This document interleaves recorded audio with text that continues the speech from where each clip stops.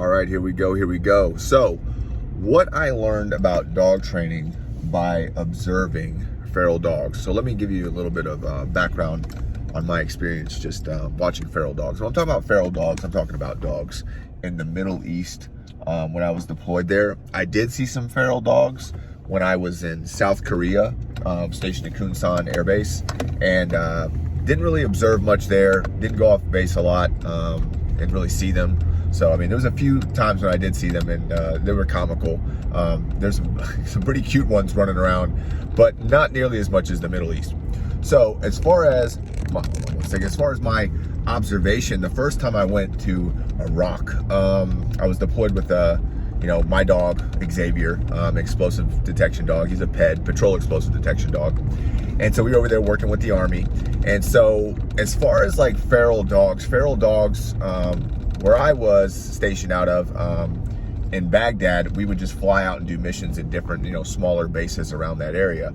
And really my experience with feral dogs then was they were a nuisance, right? Like, as far as like, okay, we're trying to look for explosives. I have my dog off leash, and it's pretty dangerous to have my dog encounter, a feral dogs. So one of the big protocols was to shoot them. Now, I never saw any get shot, and they never really got too close to affect the work we were doing.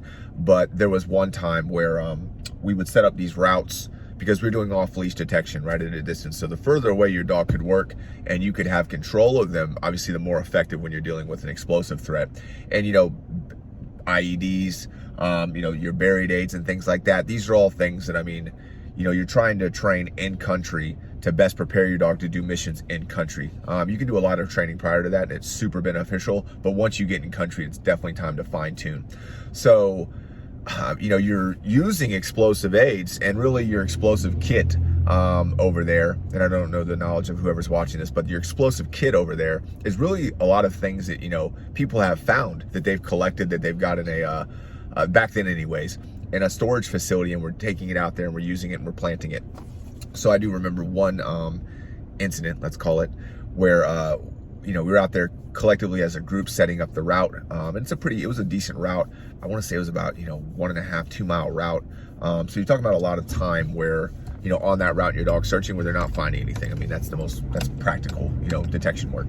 But somebody had hidden HME out there, homemade explosives that they had found in a mission, and so they put it out there, and a group of feral dogs, had found this stuff. So when we got up, my dog was, responding, from a distance, and I remember it was getting dark too, so we couldn't really see that well, but my dog was responding on it, had given a final response, and, called him back, rewarded him, and all that good stuff, and went up there, and they had actually dug it up. It was just a different substance. It was unknown odor to them, so they dug it up and they kind of drug it around for a little bit, you could tell, and then they let it go, thankfully, because all this stuff, once you find it, it's kept in a controlled area, and controlled area like a big storage unit, but safe pretty much. So that was an experience. And then out on missions, I would see them from a distance, but I definitely didn't get the opportunity to observe them like I did when I was stationed in, not stationed, but I worked for a contracting company over in Baghdad for explosive detection dogs called SOC LLC. So there you're staying on the actual Baghdad embassy, where the diplomats work and things like that. So the different gates, gates surrounding perimeter is where, you're doing your explosive detection stuff. They got the vehicle lanes and things like that. So there was a lot of feral dogs there. And about this time, because prior to this, when I'm telling you about my experience in Iraq, I was, strictly a handler with my dog over there. And that was the extent of my knowledge, right? I was canine over there, performing my role.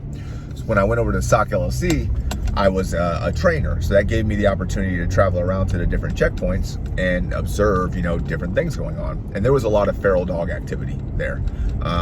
So around that time, this is after we've had Total Dog for a while, I was reading a book called The Genius of Dogs. And I definitely recommend that book for anybody to read. A great book, really just gives you an understanding of dogs, right? How they think, how they learn, and really the genius of them. And the genius of dogs is followership. It's not their ability to, create. They're depending on us and looking to us, to kind of to lead the way per se. And that's with any dog training. Now, you can definitely utilize self-discovery, and that is there's a time and place for that. But with a lot of dogs, it is, that followership, and you see that every time you look at a domestic dog. The fact that it can look in your eyes and it can follow with you, whether you've never met it in your life, tells you that that's, millions of years of just genetic programming. So that's what I saw from the feral dogs. And it's funny because I was reading these chapters and it's referencing feral dogs and I'm getting to observe them. So the feral dogs that I saw was all different shapes and sizes, operating together. So the best way that I can describe it, when you're comparing feral dogs in a pack compared to, a wolf pack. A wolf pack is this unit that is constantly shaping and adjusting and evolving, right? It's really this perfect machine. One's up, one goes down, one comes up. The pack is teaching the pack. This pack has just been moving in cycle, right? So they're awesome when you watch them, because the way that they can work together and they can accomplish things, especially like on the hunting, is crazy. Especially when you can get watch some good footage of it. Now, feral dogs are this ragtag group that's really been put together, and they don't really have the capacity. They're not this group where they came up together. The pups were raised, were like, integrated within the pack, and now took a leadership role and then dropped down, and then this just continues, right? This perfect cycle. That is not a feral dog pack. A feral dog pack is comical to watch because, like I said, you are watching this ragtag group attempt to accomplish things and not doing the greatest job at it. You would see them kind of collectively get up to like go chase something or hunt something, and it would just look like a clown car. Because they just don't, it's like a team that you throw together against like a team that's been together for years, right? They just don't have the collective experience to compare. No fault of their own. It's just the situation is what it is. Now, as far as, how social they were, we had gate guards that were not dog handlers that worked there, Nigerians, and you would see certain dogs that would come around them, and people would throw them food from the chow hall, and these dogs would eat it and just lounge around. So there were some that were affectionate to a point, and then other ones just knew how to keep their distance. Over there in Iraq, they have about 500,000 strays. So these are not dogs that are coming up to you and looking for, interaction. They're used to living on their own. They're used to figuring out and doing whatever they can to make, life move.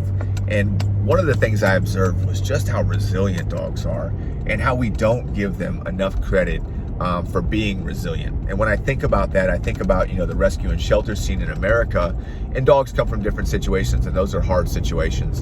And to compare one dog's hardships versus another, we would go nowhere with that. But these are resilient animals living in the Middle East, just making it work, surviving any way possible. So when I see and how I relate that back to the rescue or shelter world or any dog, is I know from my experience how resilient dogs actually are. When it comes down to it, they can make it, they can live. So I'm always much more focused on where this dog can be with the right leadership and the right tutelage versus worrying about, what opportunities it hasn't had or what it's been through. I'm respective of that, but I'm not going to let that hold me so tight that I can't work towards the dog I know this dog can be. So from a resilience factor, you just really discover how resilient dogs are, because that is a hard environment over there overseas. And I hope none of you ever have to go to the Middle East, unless it's like to Abu Dhabi or something. But it's a hard environment, and you see just how resilient dogs are. And you definitely see how these dogs had to be domesticated at one point, right? Or there's some traits there, right?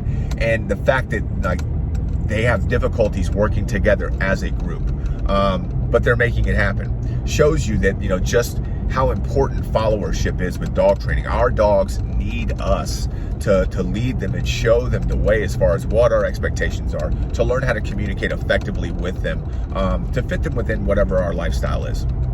Another thing that I witnessed was, and the book referenced it to a T, was that in a wolf pack, the alpha is this stoic leader, right? This, definitely the strongest one in the pack, Whereas the not domesticated, but the feral dogs, the one in their pack that is the alpha is the most sociable.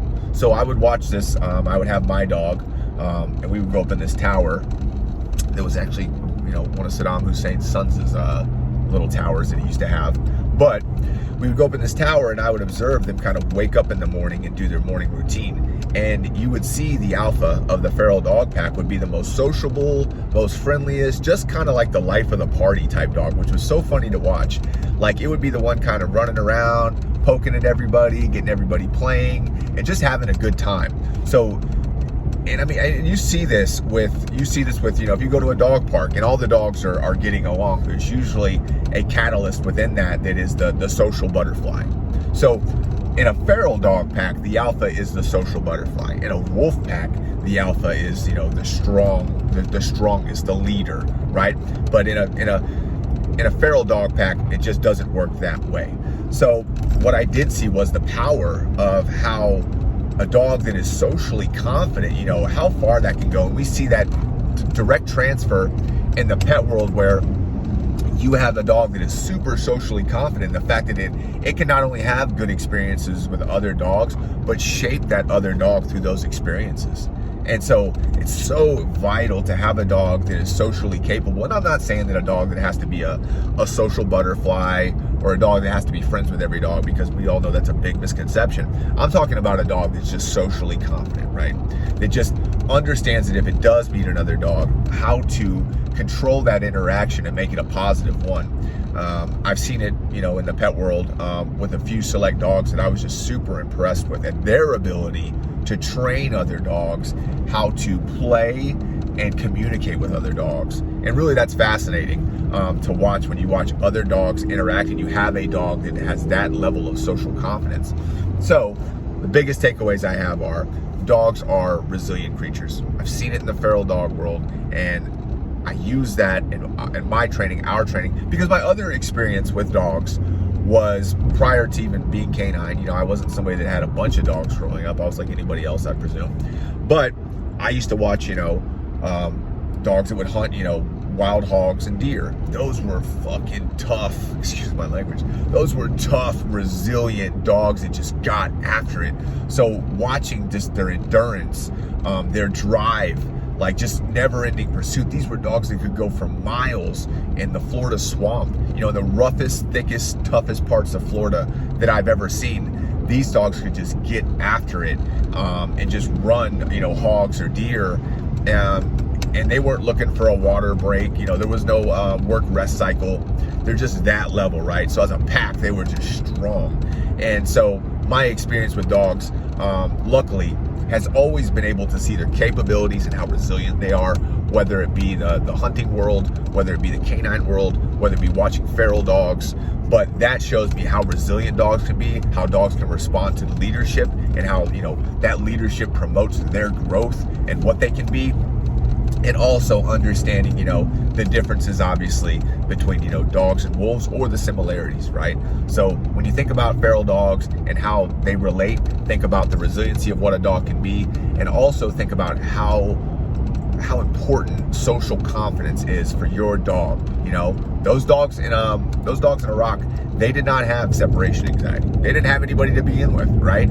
So these traits, these behaviors that we have in our dogs, for good or bad, are the ones that we put into them.